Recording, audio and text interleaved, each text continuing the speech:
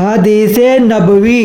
حضرت ابو ہریرہ رضی اللہ تعالیٰ عنہ بیان کرتے ہیں کہ رسول اللہ صلی اللہ علیہ وآلہ وسلم نے فرمایا، انسان جب فوت ہو جاتا ہے تو 3 صورتوں کے علاوہ اس کے سب عمل منقطع ہو جاتے ہیں، اور وہ یہ ہے: جاری رہنے والا صدقہ، وہ علم جس سے نفع اٹھایا جاتا رہے، اور نیک اولاد اس کے لیے دعا کرتی رہے۔ حضرت عبداللہ بن عباس رضی اللہ تعالی عنہما سے مروی ہے کہ نبی کریم صلی اللہ علیہ وآلہ وسلم سے مشرکین کی اولاد کے متعلق پوچھا گیا جو بچپن میں فوت ہو جاتے ہیں، تو آپ نے فرمایا، اللہ کو خوب علم ہے کہ وہ بڑے ہو کر کیا عمل کرنے والے تھے۔